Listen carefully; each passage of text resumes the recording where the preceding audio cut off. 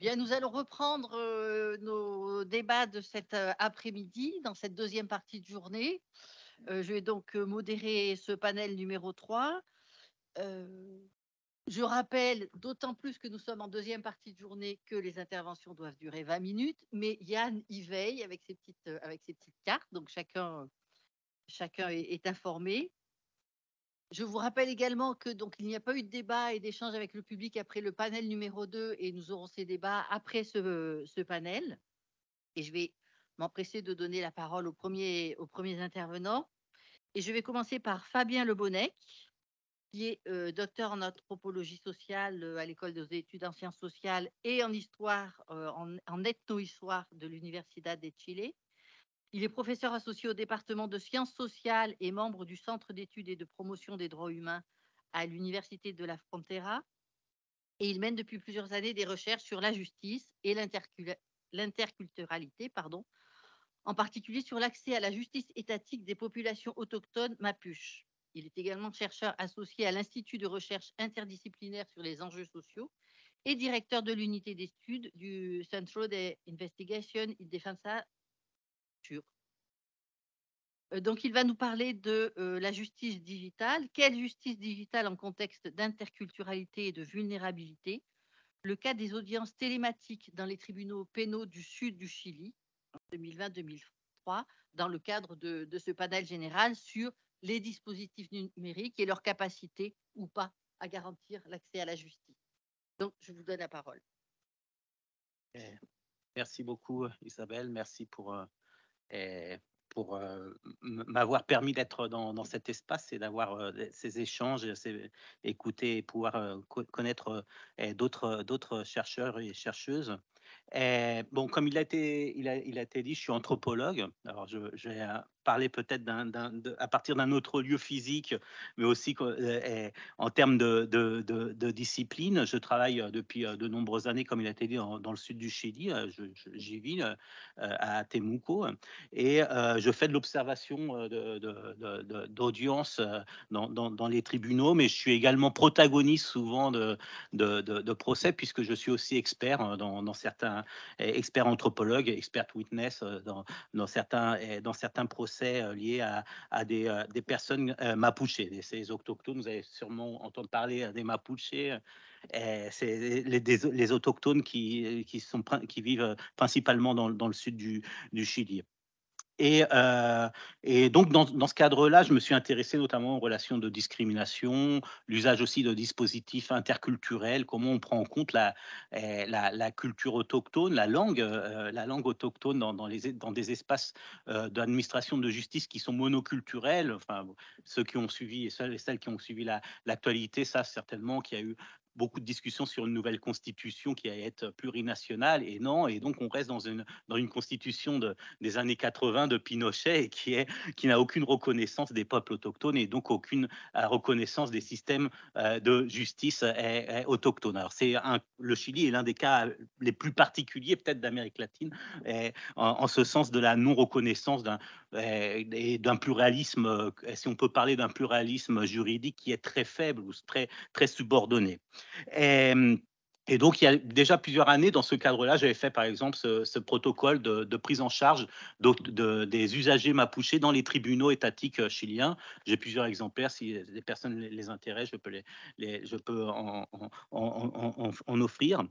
Et évidemment, lorsque est arrivée la pandémie en 2020, les conditions de recherche ont été complètement bouleversées, plus du tout accès aux tribunaux, et même ce type de document de comment prendre en charge, comment le fonctionnaire ou le juge doit traiter en termes culturels et linguistiques à l'usager mapuche, évidemment, ça n'avait plus beaucoup de raison d'être dans une justice qui s'était installée de façon virtuelle, comme dans beaucoup de pays. Ce qui m'est apparu très, très intéressant dès le début, début, c'est que le Chili, depuis de nombreuses années maintenant, s'était engagé dans certaines réformes de la justice, mais aussi des innovations, notamment en termes de digitalisation et de toutes les sentences, tous les documents juridiques étaient digitalisés depuis le début des années 2000 et en libre accès pour n'importe qui, au moins les sentences du domaine pénal, civil, famille, non, parce que souvent c'est plus problématique.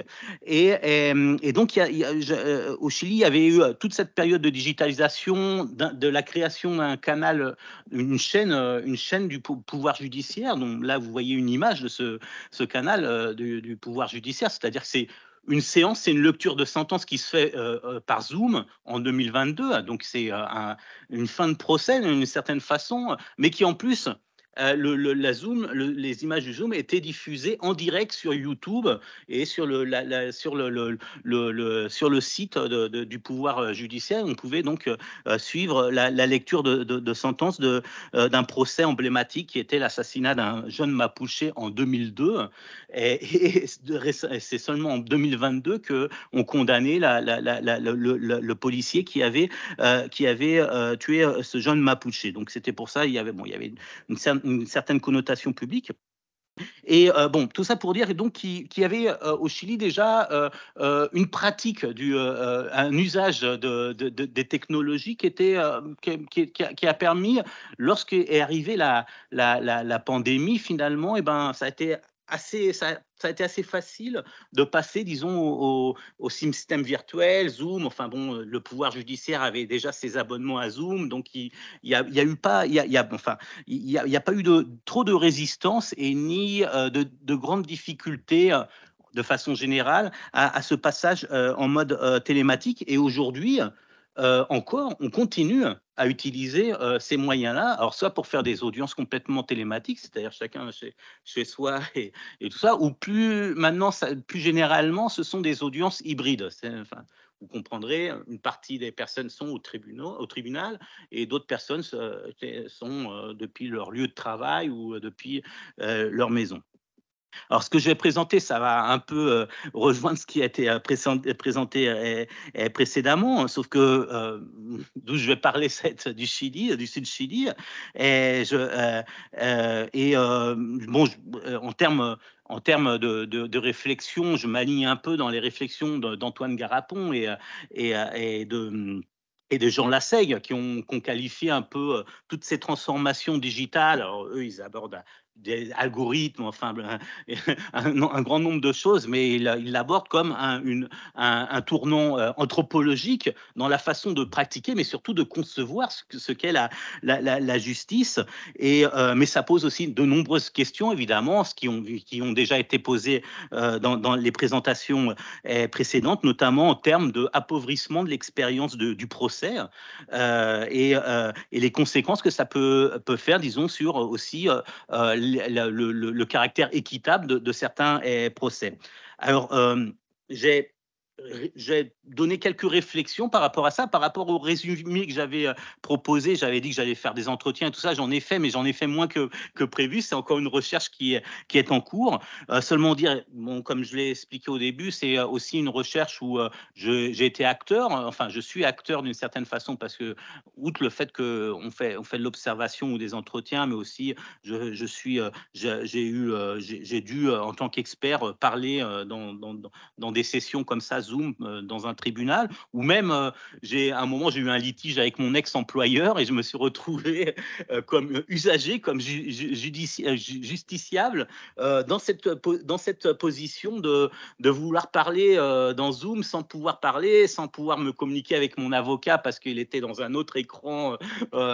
Donc, j'ai aussi cette expérience qui a créé un peu ces préoccupations et cet intérêt aussi pour me déplacer sur cette expérience de la justice en ligne. Alors, si, j'y arrivé. Hein. Des fois c'est lent, non?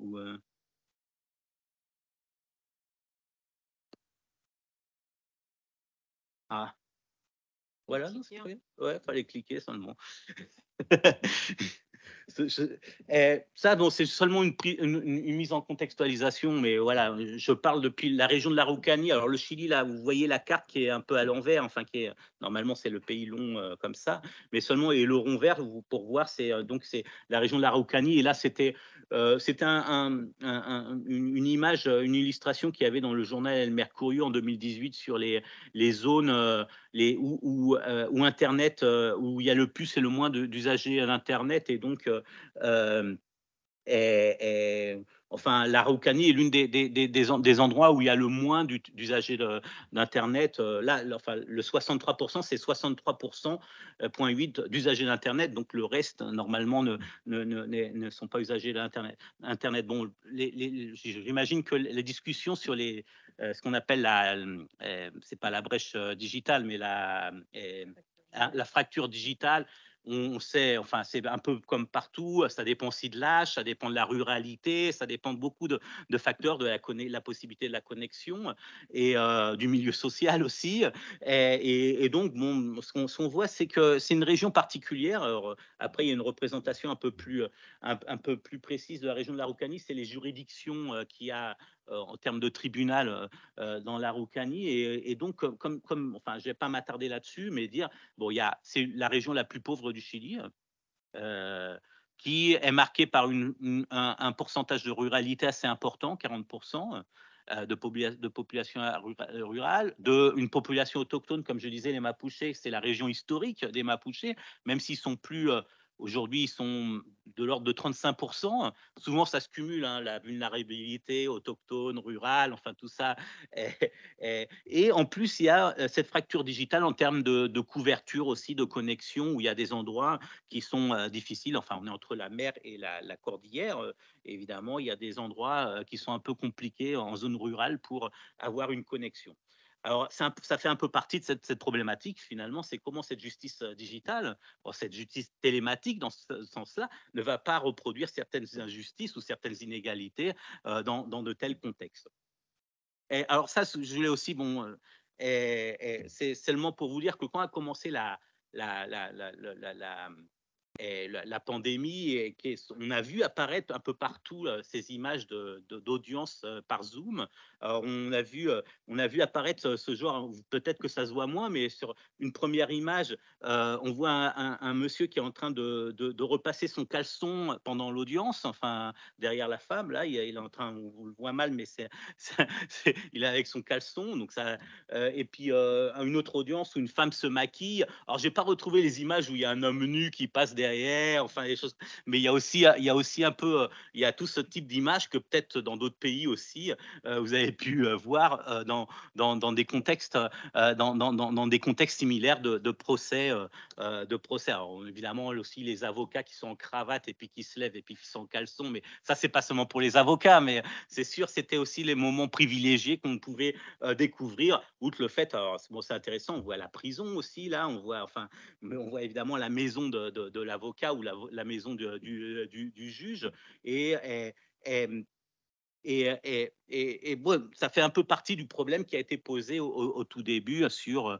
finalement comment on déspatialise ou on dématérialise le rituel de justice, on déritualise le rituel de justice. Alors ça, c'est des données, je vais pas, mais ça seulement pour expliquer l'image au-dessus, c'est aussi une de ces images où en gros il y a on le voit mal parce que l'image n'est pas, mais il y a un avocat qui fait comme ça pendant l'audience parce qu'il a gagné sur l'autre, et l'autre il fait ouais, mais comment vous pouvez faire ça, enfin, et donc c'est un peu ces images qui ont été diffusées, mais bon, il y en a plein, mais seulement pour dire, bon voilà, c'est un peu cette histoire que je vous ai racontée en introduction en disant, bon, depuis le début des années 2000, il y a une préoccupation dans le cadre de réformes de justice pour digitaliser, pour faire des entretiens en ligne, notamment pour les enfants, quand c'est des enfants victimes et tout ça, pour pas les mettre en contact avec leur agresseur.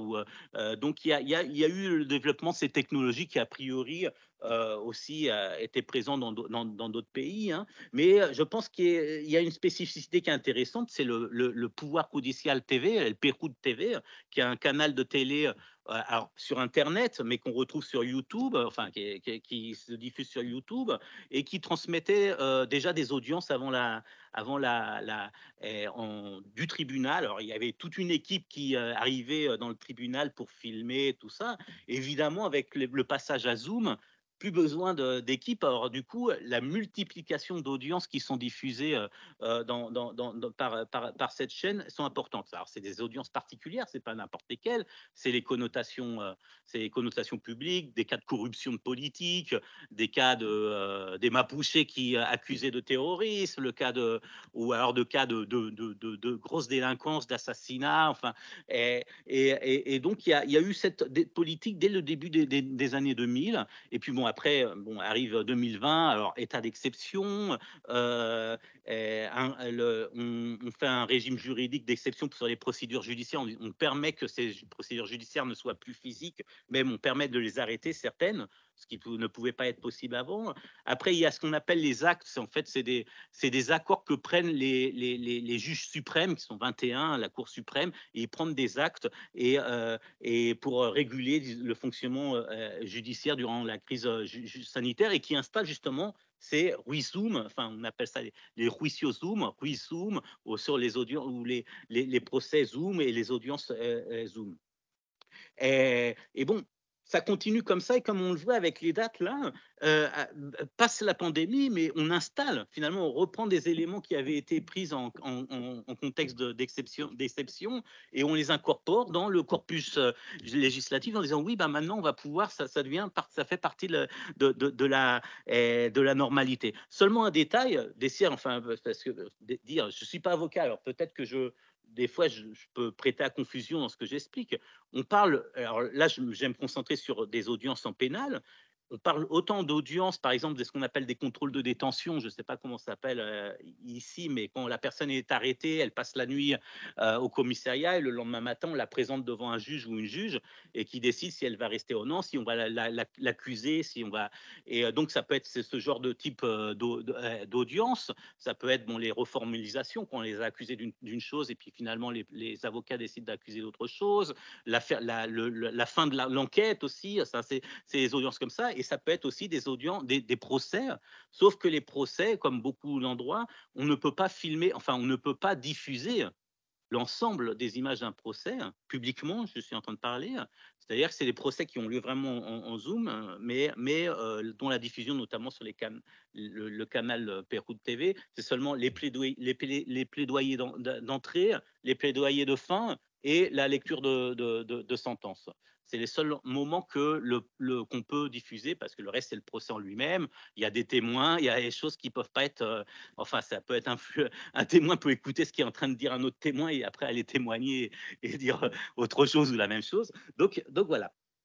Et, alors, les problèmes détectés, je vais pas m'attarder parce que c'est un peu les mêmes que qu'ont été, outre les problèmes techniques et de connexion classiques, liés à différents facteurs. Il y a évidemment aussi la confusion entre la régulation du télétravail. Est-ce que c'est du télétravail aujourd'hui de faire des audiences, des audiences en Zoom? Non, c'est autre chose. C'est deux régulations qui doivent être discutées. Et le rituel, ça a été dit, la hiérarchie, c'est exactement la même chose que j'allais dire. Là, ces images, on ne sait plus qui est le juge sur un Zoom, on ne sait plus qui est le juge, qui est l'avocat, qui est le procureur. Pour l'usager, il est complètement perdu. Et en plus, en effet, ça pose ce problème qui a déjà été énoncé, et qui, d'une certaine façon, escamote le rituel et l'espace judiciaire, et donc l'efficacité symbolique du droit. Et il y a aussi une perte. Paradoxalement, ça devient plus difficile aujourd'hui d'assister à un procès ou à une audience en Zoom, parce qu'il faut avoir les données. Il faut avoir les données, comme je disais, c'est une minorité de procès ou d'audiences qui passent sur le canal, et le reste, on a. Enfin, si on va. Avant, moi, j'allais au tribunal et je voyais le spectacle. Maintenant, le spectacle, je peux pas. Enfin, c'est super difficile d'obtenir les codes pour entrer dans une audience. Donc, finalement, ce qui est la base de la réforme des procédures pénales chilienne de 2000, qui disait la publicité des audiences, est complètement là, est complètement affaiblie. les problèmes de garantie qui sont peut-être les problèmes. Il y a eu beaucoup de cas où on s'aperçoit que le témoin n'est pas tout seul, alors que dans le procès, normalement, le témoin arrive et là, il est chez lui et il y a une personne qui lui souffle. Alors, j'avais un exemple, je ne vais pas avoir le temps, mais en gros, c'était un avocat qui m'avait dit: «À nous, ça nous a servi les procès comme ça, parce qu'il y a un témoin qui était la victime qui est venu». Alors, c'était de la défense, l'avocat était de la défense, et la victime est venue parler et elle a fait un super bon témoignage. Mais après, j'ai réécouté et je me suis aperçu qu'il y avait une petite voix qui lui parlait derrière. J'ai dit au juge: «Écoutez, il y a une petite voix». Et le juge a fait: «Non, on ne peut pas prendre en compte ce témoignage parce que on voit que ce témoin est, il y a quelqu'un qui est en train de lui souffler». Et il y a plein de trucs comme ça. Un procureur qui a envoyé des messages par WhatsApp à un témoin et après il montre une preuve sur l'écran et on voit le WhatsApp ouvert. Où il disait: «Ouais, il faut dire telle chose».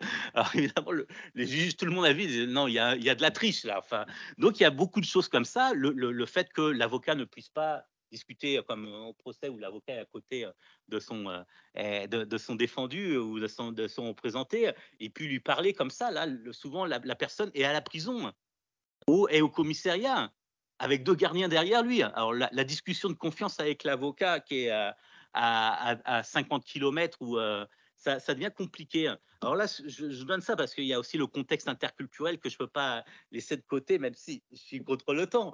C'est là, on a un facilitateur interculturel, pas celui qui est l'accusé en jaune, c'est un Mapuche accusé en jaune, et à côté de lui, c'est un facilitateur, c'est une interprète, mais aussi qui fait facilitateur interculturel. C'est pas seulement de la traduction de la langue, mais vraiment de contextualiser, de soutenir la personne qui est là. Et donc ça, eh ben, les facilitateurs interculturels, pendant 2 ans, sont restés sans boulot parce qu'ils ne pouvaient plus s'approcher, ils ne pouvaient plus être avec les accusés, avec les témoins. Et donc, on voit comment aussi ça appauvrit cette expérience on avait réussi à introduire ces dispositifs interculturels qui sont faibles, mais c'était intéressant, mais ça, c'est venu complètement appauvrir ces expériences et ces possibilités. Et, et bon, il y a différentes, enfin, il y a différents problèmes. Alors ça, c'était l'exemple. Et puis bon, bah, encore une fois, les intérêts, bon, évidemment, il y a un gain de temps et de moyens qui ne peut pas être contesté. Enfin, en termes, il y a quelques mois de ça, j'étais avec un avocat, puis on est parti faire un peu de terrain avec un avocat qui voulait que je fasse une expertise et il m'a accompagné sur le terrain. Et puis tout d'un coup, la voiture, oh, j'ai oublié, j'ai une audience aujourd'hui. Il prend son téléphone, il était dans la voiture, il met zoom et il était en train de conduire en train d'attendre l'audience. Après, il s'est allé se garer quand l'audience a commencé, mais bon, bah voilà, ça c'est un avantage. Alors, il m'a expliqué, ça c'est bien quand c'est pas pour les procès. Ça, c'est parce que là, c'était une fin on devait terminer l'enquête, donc on déclarer la fin de l'enquête. Donc, c'est seulement se présenter, dire si on est d'accord, si on n'est pas d'accord, et hop là. Donc autant ça, pourquoi aller au tribunal si c'est seulement pour ça? Donc il y a ces avantages qui sont, bon, sans parler pour les usagers, c'est aussi évidemment ça a fait un gain de temps. Alors avec les problèmes que ça peut générer, parce que tous les usagers n'ont pas la maîtrise de la technologie, n'ont pas le. Alors j'ai j'ai vite passé à cet aspect-là, comment ça a été solutionné. Euh, euh, Après, on utilise encore pas mal, enfin, notamment ces audiences où il y a une demande pour avoir ces audiences, notamment pour des procès de narco ou de terrorisme, où là, les juges et les procureurs décident, nous, enfin, on préfère pas, enfin, on préfère pas aller au tribunal, on n'a pas envie de se faire repérer et tout ça. Donc, il y a aussi cette utilisation qui est faite aujourd'hui et qui sert et qui est peut-être un peu plus légitime d'une certaine façon. Pour terminer, c'est ma dernière diapositive, mais seulement ça. Une façon qui a été faite pour résoudre ce problème, notamment de connexion de population, c'est le déplacement, c'est la justice mobile. Alors là, c'est une illustration, c'est pas exactement comme ça que ça se présente. Là, c'est un camion de la justice. Alors, c'est utilisé utilisé par le ministère, plus pour les gens qui ont besoin de faire des papiers, tout ça. C'est pas tant pour les visios. Mais après, souvent, on disait, on invitait les gens, enfin, on emmenait les gens dans les commissariats à la campagne, dans d'autres endroits, pour qu'ils aillent y témoigner. Donc, on les faisait se déplacer, mais à des distances plus simples, ou alors les avocats venaient avec des téléphones qui avaient une meilleure connexion et venaient chez les gens pour se connecter. Et donc, je pense qu'il y a un truc, alors les amis québécois et québécoises, avec la justice et les Inuits, les tribunaux qui se déplacent, enfin, ça, c'est pas exactement ça, mais c'est quand même, enfin, cette idée de justice mobile, on peut penser à ça. Et donc, il y a quand même cet effet-là qui peut être intéressant. On peut aussi repenser les pratiques et les systèmes de justice. En quoi? Alors ça, c'est plus une spéculation, peut-être plus, mais de quelle façon peut-être les populations vont avoir plus d'intérêt à traiter de résoudre leurs problèmes de façon interne, plutôt que d'aller dans des systèmes de justice en ligne qui ne fonctionnent pas, ou alors, comme ça a été dit, peut-être réutiliser les systèmes en ligne, mais pour faire leur propre système de justice, d'une certaine façon. Et donc, ça implique d'autres façons de concevoir de la justice, enfin, des nouveaux, peut-être des nouveaux rituels, parce qu'on voit que les rituels actuels, avec la façon, les audiences en Zoom ne marchent pas, enfin, sont complètement déritualisées. Des nouvelles règles, des nouvelles procédures, des nouveaux protocoles, c'est super, parce que ça va nous donner du boulot. On va pouvoir faire des protocoles de connexion pour Mapuche, donc il y a des choses assez intéressantes. Alors, vers une justice digitale, justice digitale, on y est, mais c'est aussi l'idée de justice, mais en termes de justice cognitive, de justice de connectivité, c'est-à-dire que tout le monde ait la même possibilité alors qu'on est dans une époque ici où on dit le droit à la déconnexion. Il y en a d'autres qui réclament, disons, non, nous on veut avoir le même droit de connexion que les autres pour pouvoir bénéficier de ces services, et bien d'autres t'en viennent. Et aussi, donc il y a cette idée de justice vraiment ample, comme justice sociale, ou justice à la connexion, qui est importante. Évidemment, enfin, c'est ma question de départ qui revient. C'est de quelle manière ces systèmes de justice qu'on voit, enfin cette transformation de la justice, et comment éviter de reproduire les inégalités qui existent déjà, et même voir produire de nouvelles injustices. Et voilà. Merci.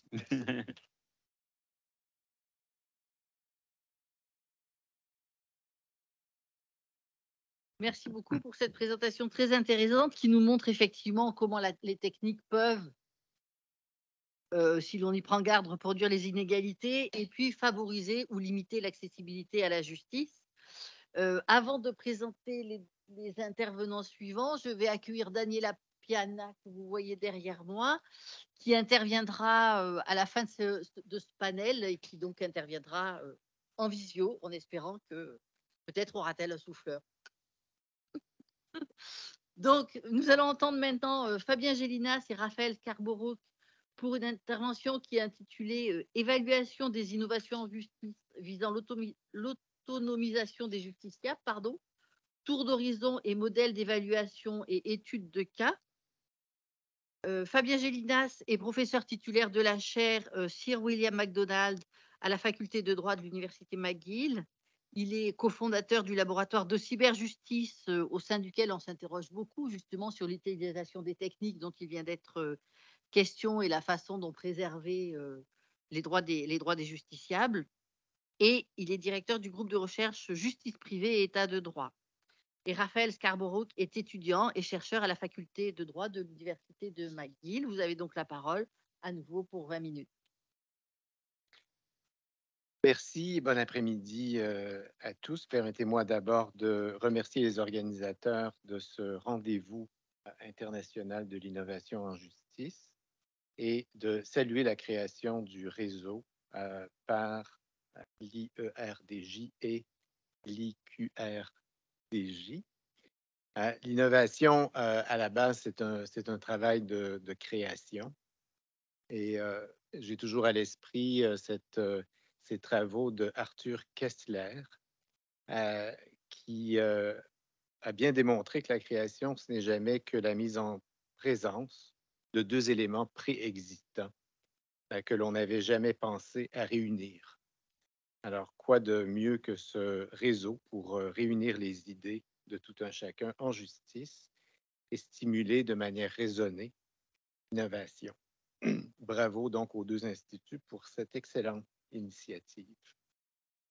Alors, Raphaël Scarborough et moi vous présenterons aujourd'hui des travaux de recherche menés dans le cadre du projet AJC, soit autonomisation des acteurs de justice par la cyberjustice et l'intelligence artificielle. Alors, le projet est financé principalement par une subvention partenariat du Conseil canadien de recherche en sciences humaines et sociales. Ces subventions partenariat stimulent les rapports entre le milieu de la recherche, le milieu universitaire et les milieux professionnels, comme vous en avez parlé ce matin. Alors, le partenariat se réunit, l'équipe se réunit au sein du laboratoire de cyberjustice dont on vient de parler, qui réunit maintenant une quarantaine de chercheurs d'une quinzaine de pays. Les travaux que nous allons présenter sont ceux du chantier numéro 8 du projet AJC. Il y a plusieurs chantiers dans ce type de projet. Et le chantier numéro 8 que je dirige s'intéresse aux outils qui aident les justiciables à s'auto-représenter devant les tribunaux. Et ces outils, comme vous le savez, se multiplient ces dernières années.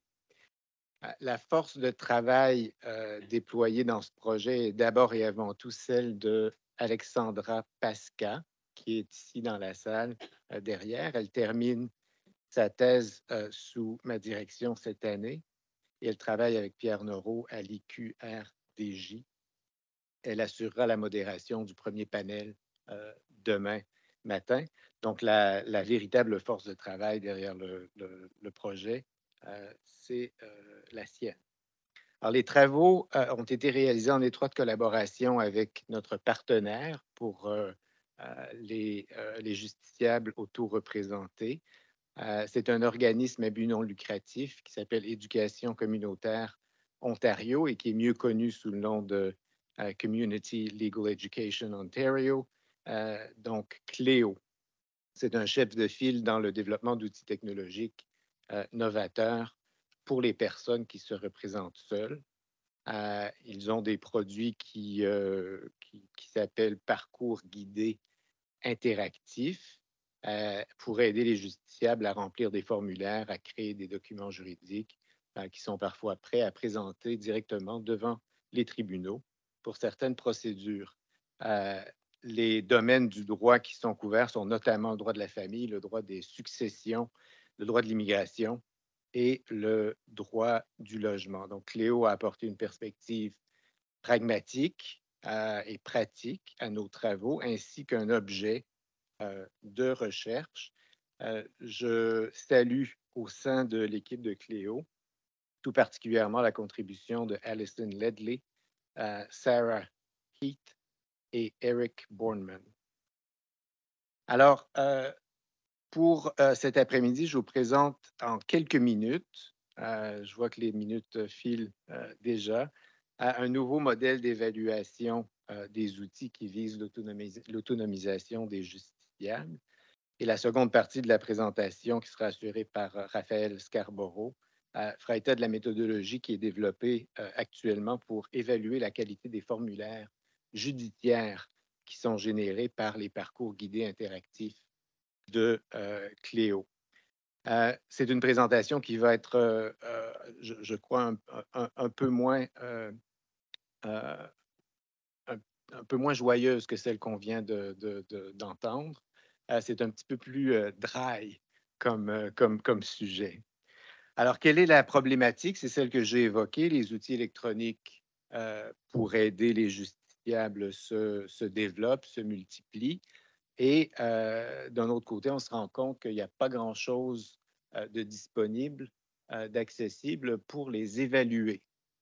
Évidemment, les politiques publiques doivent s'appuyer sur des choses tangibles, sur des données. Il n'y a vraiment pas grand-chose dans le domaine pour l'évaluation de ces outils.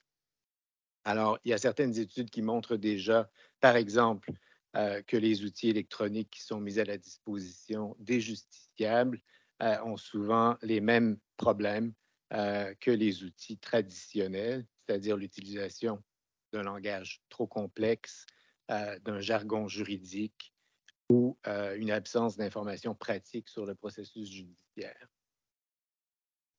Alors, pour établir, pour répondre à cette problématique, on a déjà d'abord fait une revue de littérature. On a passé en revue environ 150 sources académiques et organisationnelles pour déterminer la portée des recherches existantes et les moyens, les méthodes, les modèles d'évaluation pour ce genre de service. Quel est le constat? Le constat, c'est que les outils d'évaluation existants sont premièrement centrés sur l'outil lui-même plutôt que sur le justiciable et ses besoins. Et donc, on a un phénomène, un problème de centrement de l'effort déployé pour l'évaluation. Et ce qu'on a constaté par ailleurs, c'est que les outils ne permettent pas de corriger l'offre qui est faite au justiciable au fur et à mesure de son développement par le prestataire de services. Il y a aussi, de manière générale, un manque de données. Le domaine de l'évaluation est très insatisfaisant sur la base de cette revue de littérature. Donc, dans ce contexte, on a créé un modèle d'évaluation à partir de l'existant, mais à partir d'un travail de revue qui est interdisciplinaire. Et donc, on a pigé dans des modèles d'évaluation dans différentes disciplines. Donc, ça intègre des cadres et des méthodologies qui sont complémentaires et qui proviennent de plusieurs disciplines et qui prennent à la fois en compte les perspectives des praticiens et des justiciables, des professionnels et des justiciables. Nous avons identifié 4 étapes au cours desquelles l'évaluation d'un outil juridique en ligne serait probablement bénéfique pour les parties prenantes.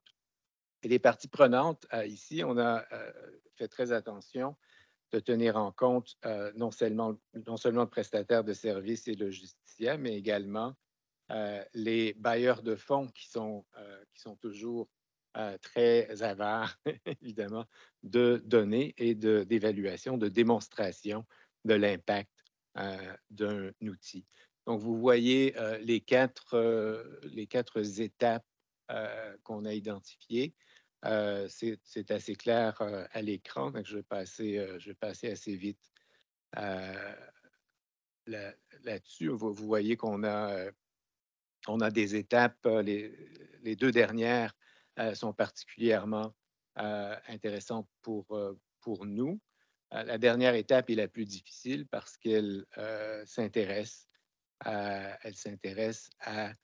l'impact social plus général, la perspective macro plutôt que micro de l'évaluation de l'impact de l'outil. Alors, les différentes étapes permettent de prendre en compte des variables qui correspondent à chacune des étapes, qui sont adaptées à chacune des étapes. Et les différentes variables, au fur et à mesure du développement de l'outil, de sa maturation, si on veut, peuvent être accumulées dans le modèle. C'est aussi modulable. Un prestataire de service peut prendre un des blocs pour préparer l'évaluation d'un système donné. Alors, vous avez ici une vue d'ensemble du modèle qui vous donne une idée là, des différentes étapes, des types d'évaluation, les questions qui sont posées pour les différentes étapes. ainsi que les variables qui sont de manière générale privilégiées pour chacune des étapes.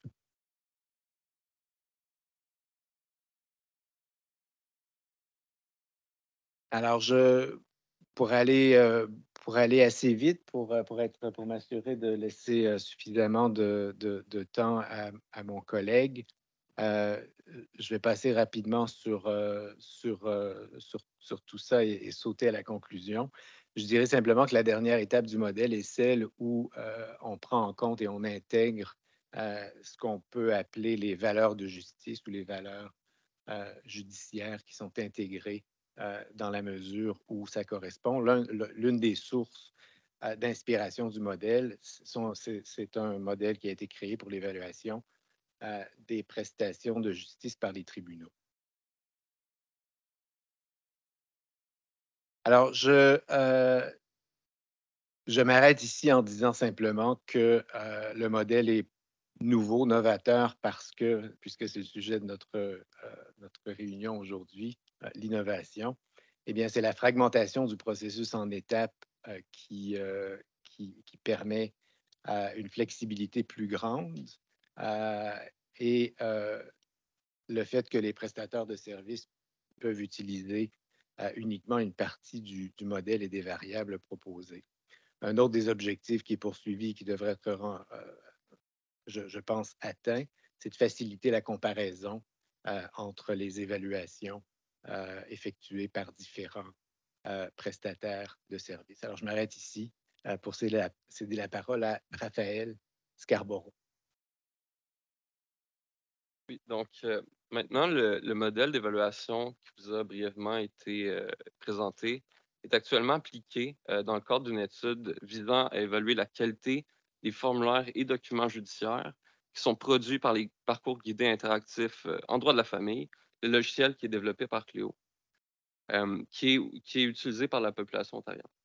Donc, l'étude se concentre principalement sur la qualité des formulaires et des documents qui sont produits par le logiciel de Cléo en évaluant si les parcours guidés fournissent des formulaires judiciaires utiles qui permettent aux justiciables non représentés d'entreprendre les prochaines étapes du parcours judiciaire.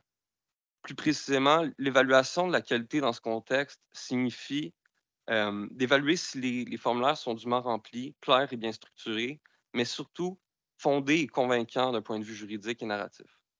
Les documents produits doivent d'ailleurs représenter fidèlement et exhaustivement la situation du justiciable, notamment dans les requêtes, les remèdes qui sont demandés et les faits qui sont présentés. Les données dérivées de cette analyse permettront de mieux comprendre l'impact et l'utilité du programme et aussi de l'améliorer. L'étude se situe plus particulièrement dans l'étape numéro 3 du modèle qui vous a très brièvement été présenté. Les parcours guidés interactifs, pour présenter un peu l'outil, le logiciel est offert gratuitement en ligne en Ontario, l'Ontario étant la province voisine du Québec et la plus peuplée du Canada. Dans sa forme la plus simple, le logiciel est un arbre de décision qui guide les utilisateurs dans leur réponse à des questions, puis utiliser ces mêmes réponses pour déterminer les questions suivantes. À l'issue du processus, le logiciel produit les documents judiciaires nécessaires pour les utilisateurs, ainsi que les informations juridiques adaptées à leur situation, qui leur indiquent, entre autres, comment entreprendre les prochaines étapes du processus judiciaire. De l'information juridique personnalisée est également intégrée dans le logiciel. Puis je vous ai inclus une petite image qui vous présente un peu à quoi ressemble l'interface utilisateur. L'information juridique personnalisée est également intégrée dans le logiciel. Puis ces informations vont comprendre des définitions, des explications, des exemples pertinents qui vont aider le justiciable à comprendre les implications de ses réponses et aussi à identifier ses besoins. Le logiciel utilise également des règles logiques, dont des règles de programmation, pour organiser les informations de l'utilisateur et vérifier la cohérence et le format des réponses. Le logiciel structure ensuite les réponses des utilisateurs pour produire un tout qui est cohérent, puis en augmenter la clarté. Il fournit parfois un langage standard ou remplit automatiquement le formulaire avec un langage standard qui est combiné à une version structurée de la réponse de l'utilisateur. En résumé, les parcours guidés font beaucoup plus que simplement fournir de l'information juridique. Ils incluent une multitude de fonctionnalités conçues pour les personnes qui se représentent seules, puis adapté aux problèmes juridiques particuliers de l'utilisateur. Donc, plusieurs raisons justifient la réalisation d'une telle étude. Premièrement, les formulaires jouent un certain nombre de rôles clés dans le processus judiciaire, puis la clarté, l'exactitude, le caractère convaincant des informations puis du récit qu'ils contiennent sont essentiels aux futures actions en justice et peuvent déterminer le résultat. Les informations contenues dans les documents sont également particulièrement pertinentes, étant donné que les études montrent que les formulaires constituent souvent la première, puis une des seules opportunités pour les justiciables qui se représentent seuls de présenter leur perspective. Les formulaires qui jouent le rôle de requête permettent aux justiciables de présenter leur requête, de présenter leur théorie de la cause, de déterminer la direction du processus judiciaire dans l'avenir. Puis, parallèlement, les formulaires judiciaires sont notoirement complexes, puis présentent un obstacle majeur pour les personnes pour les personnes non représentées. Par exemple, les formulaires des personnes non représentées peuvent être refusés par le greffe parce que les documents n'ont pas été correctement remplis, parfois tard dans le processus, ce qui peut causer des frustrations additionnelles, nécessiter des coûts et du temps supplémentaires et parfois compromettre les droits des justiciables. Les personnes non représentées peuvent également se décourager du processus puis jamais accéder à la justice qu'ils recherchent. Certaines études récentes au Canada nous indiquent d'ailleurs que les erreurs majeures dans les documents des personnes qui se représentent non représentées sont extrêmement fréquentes et alourdissent beaucoup le travail des tribunaux. Par ailleurs, bien que les outils comme, bien que les outils comme les parcours guidés interactifs développés par Click soient prometteurs, il existe un manque important de données concernant la qualité des formulaires et documents qu'ils génèrent, puis l'impact plus large que ce type de programme a sur la société et sur la justice. Il existe aussi un manque de compréhension de la signification de la qualité dans le contexte particulier des formulaires judiciaires qui sont remplis par les personnes non représentées. Plus généralement, très peu de recherches portent sur le contenu des formulaires, des documents ou du parcours des personnes non représentées. Donc, oh,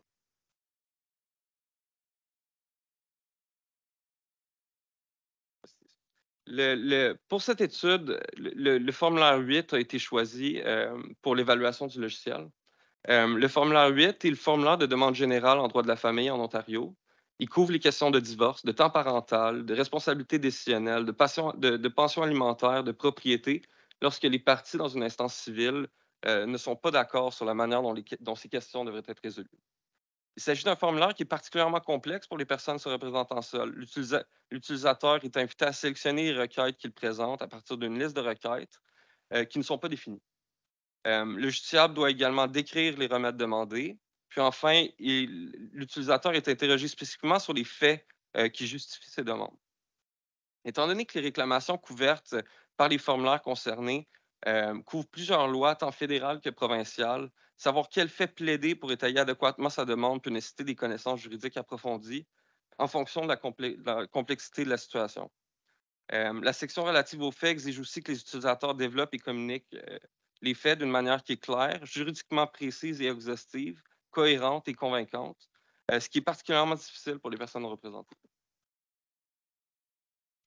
Nous avons choisi ce contexte pour l'évaluation parce que le droit de la famille, c'est un domaine où il y a beaucoup de personnes non représentées au Canada.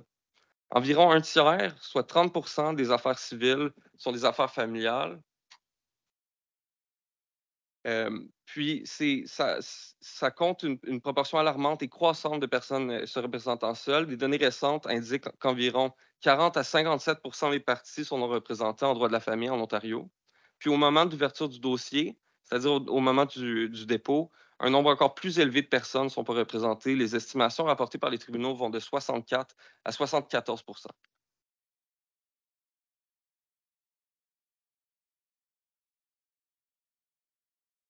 Donc, pour répondre à ces lacunes dans la recherche, puis pour étudier le phénomène, nous avons développé, avec l'aide de Cléo, une étude expérimentale qui prend la forme d'un essai contrôlé aléatoire, une méthodologie quantitative qui utilise des statistiques, qui est hautement privilégiée en sciences, puis qui est plus particulièrement utilisée dans le domaine médical pour évaluer l'impact d'une intervention. Cette méthode utilise deux groupes de participants. Les participants du premier groupe, le groupe de traitement, euh, utilise le logiciel de Cléo pour remplir un formulaire en droit de la famille, qui est le formulaire 8. En parallèle, les participants du second groupe, le groupe de contrôle, vont remplir le même formulaire sans l'aide du logiciel. Les participants sont recrutés parmi les utilisateurs qui ont besoin du formulaire en question, c'est-à-dire ceux qui recherchent à remplir le formulaire pour de véritables problèmes juridiques. Les participants recrutés sont ensuite affectés à un groupe de manière aléatoire pour éviter les biais de sélection, puis assurer une distribution des variables de base et potentielles covariables connues et inconnues, ce qui permet d'appliquer des règles de probabilité à l'interprétation des résultats. Une fois les formulaires remplis, un avocat va évaluer la qualité des formulaires des participants en utilisant une grille d'évaluation qui est basée sur des variables puis des mesures qui ont déjà été développées. Cet avocat va ensuite interroger les participants et va évaluer la qualité des formulaires produits à la lumière de la situation du participant. Cette méthodologie d'évaluation va ensuite être complétée par un codage de contenu, puis des métriques développées par ordinateur. Pour encourager la participation à l'expérimentation, les services juridiques vont être offerts gratuitement aux participants pour s'assurer que leur formulaire, à la fin de l'expérimentation, est parfaitement rempli. Formulaire et document. Cette méthode d'utilisation utilise donc les véritables problèmes juridiques des participants pour atténuer l'effet que peuvent avoir des variables comme l'alphabétisation ou l'éducation lorsque des scénarios fictifs sont utilisés. Cette méthode a aussi l'avantage de sélectionner les participants directement à partir de la population étudiée, les personnes non représentées dans les courses familiales en Ontario. Cette méthodologie permet d'étudier l'impact de l'outil en prenant en compte l'effet que peut avoir les véritables barrières auxquelles font face les utilisateurs du système. Donc, pour résumer, l'étude vise à remédier au manque de données dans le domaine. Elle définit et opérationnalise la notion de qualité de formulaire et de documents judiciaires avec des variables et des indicateurs de manière à rendre l'évaluation réalisable et utile. Plus largement, l'étude est la première du genre dans le domaine et pourra servir de modèle pratique dans l'avenir pour des recherches futures qui visent l'évaluation de la qualité des programmes juridiques directement destinés au public. Donc, pour conclure, cette étude qui est en cours est vraiment la première du genre à mesurer l'impact d'un outil novateur sur la qualité substantielle de la représentation des justiciables qui ne bénéficient pas de l'aide d'un avocat. Puis elle nous permet de mieux comprendre surtout l'impact de ces mêmes problèmes dans un domaine qui est vraiment névralgique, celui du droit de la famille. Pour finir rapidement, le genre de méthode qu'on utilise est rarement utilisé en droit, mais elle est parfois fait. C'est très difficile à développer, ça demande beaucoup de logistique, beaucoup de temps et surtout beaucoup de patience. Il y a beaucoup d'enjeux méthodologiques, il y a beaucoup d'enjeux statistiques, il y a des enjeux éthiques qui sont importants aussi. Puis il y a très peu de place pour l'erreur. C'est des études qui se veulent très rigoureuses, donc la préparation prend à peu près 90% du temps. Puis une fois que le protocole est fait, il faut absolument le suivre. Ça permet d'assurer une certaine transparence, puis de ne pas modifier nos mesures à la fin pour essayer d'arriver à des résultats qu'on espérait avoir. Donc, je vais m'arrêter ici. Il y a beaucoup à dire sur ce sujet, mais je vais m'arrêter ici. Merci beaucoup.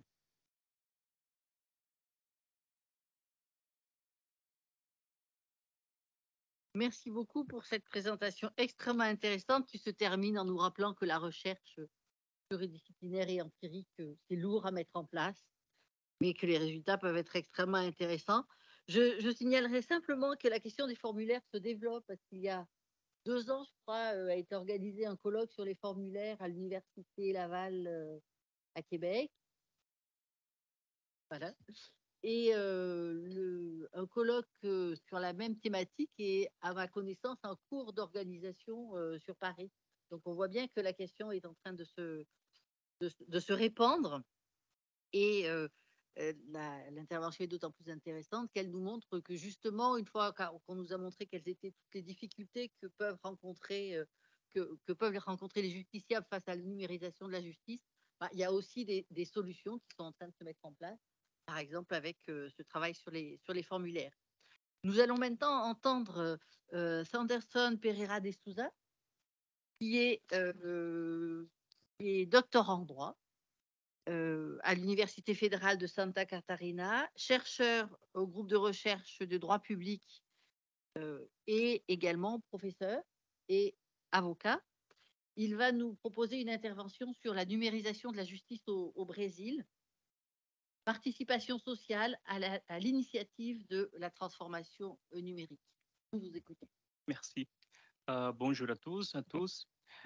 Et c'est un grand plaisir d'être ici à ce rendez-vous pour discuter des questions très importantes et aussi très intéressantes pour notre présent et aussi pour notre futur.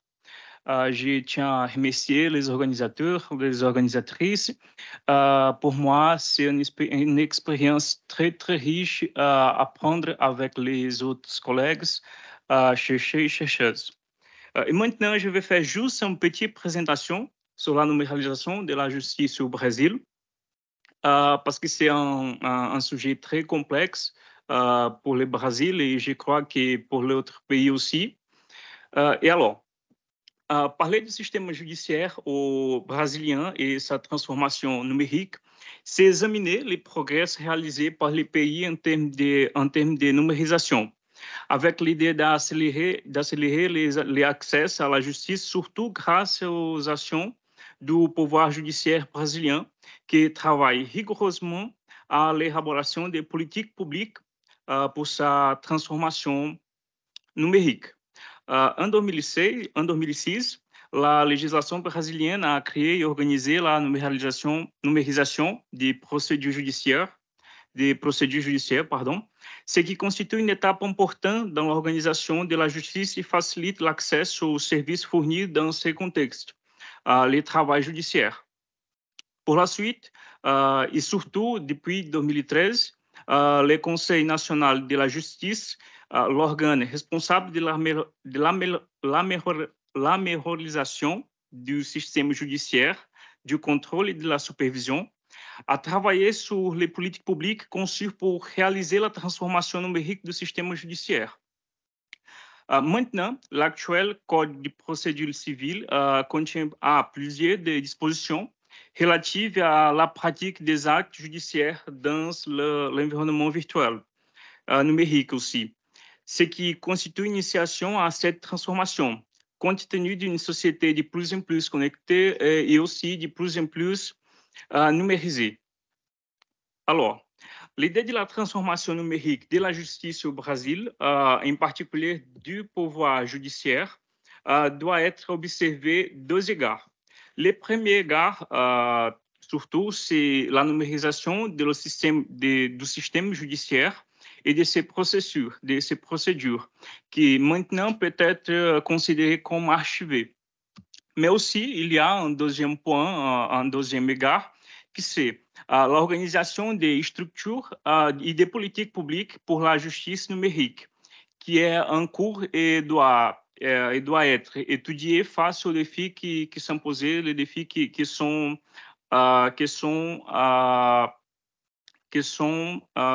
concernant cette question.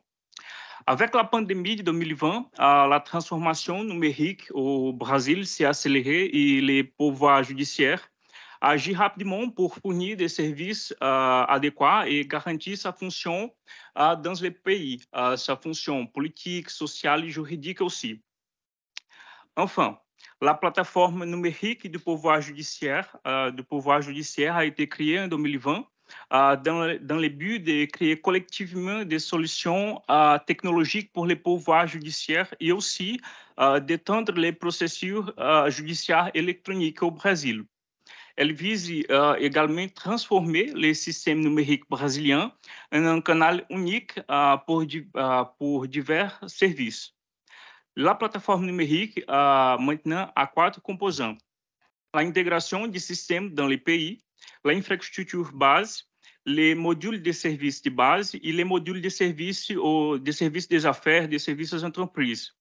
La plateforme est collaborative et cherche à centraliser différents services en un seul canal pour en faciliter l'accès des institutions, des citoyens et aussi des personnes qui sont impliquées sur les procédures judiciaires.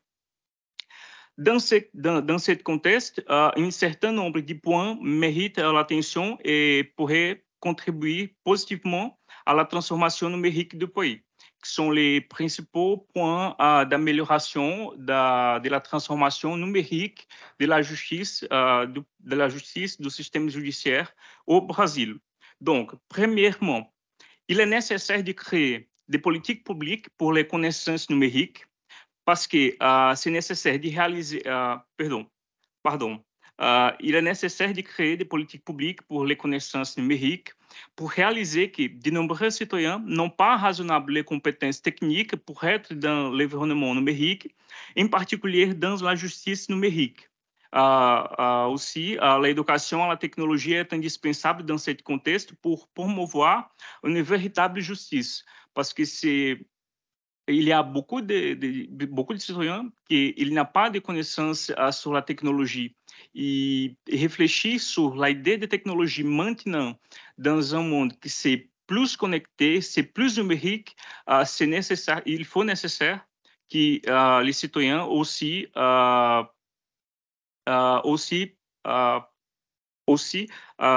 tenham des connaissances sur les systèmes, sur les sujets. Deuxièmement, la gouvernance de la plateforme numérique, qui est collaborative, doit être ouverte à tous les citoyens. Elle doit être ouverte à la participation sociale, parce que c'est